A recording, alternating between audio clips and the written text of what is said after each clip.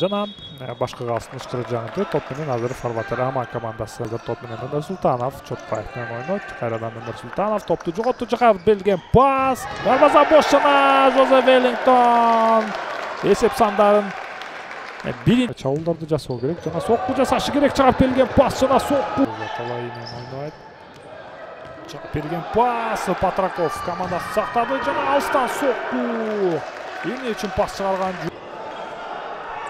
Топ жоготуу 2-1 Алай командасы чабуулда узатылган сокку, кошумча сокку жана Канатбеков соккуну узатууга аракет кылып, жок, алыстан сокку жана Эрлан Султанов. Кандай гана керемет. Рибейра Коста.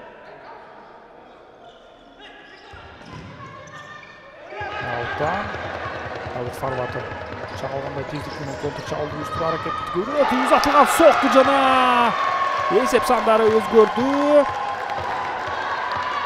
Реза Талай эсеп сандарын Өмөр Султанов. Чотбаев, Өмөр Султанов ачык жана бул жерден эне катага жол берди Өмөр Султанов. Тиаго Нунес алыстан сокку. Патраков берген пас, Силва Суарес бир атандашты жазгырды жана дарбаза мапсына тийип калды. Фелип сандардын теңи үчүн болбосо азыр Форватер. Кандай гана сокку. Кандай гана. Катага жол берип койду, чыгып берилген пас жана эсеп сандары 2-2. Дарбаза мапсына тийди Силва Суарес. Мына ошол менен биринчи тайм соңуна келип жетти.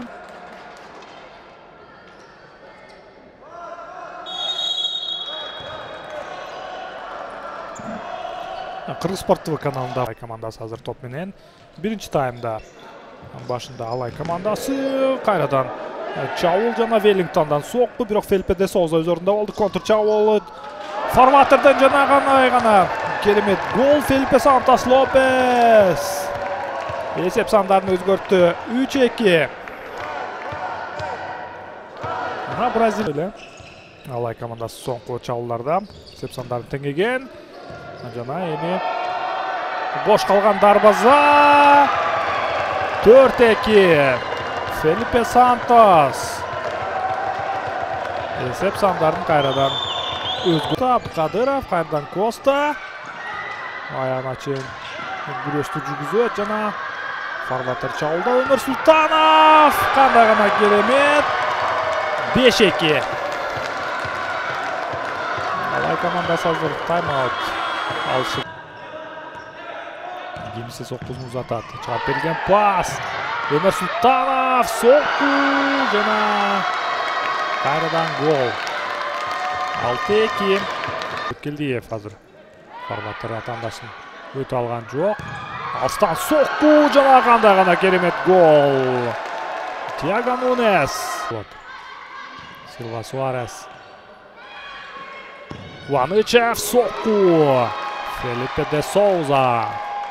Азыр топты атандаштарына берип койду. Чабуулду уюштуруу арагында азыр коргонуу көбүрөөк. Кубанычев акыры айына чейин ойноду да топту өз командасына алып келди жана Веллингтон азыр эсеп сандарын кыскартты. 7-3 болуу керек. Бөлөткелдиевдин сокку.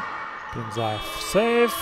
Ушуну менен беттеши жыйынтыкталды. Форватер командасы Суперлига 2022-2023 сезонунун коло байги ээси. Ал эми Алай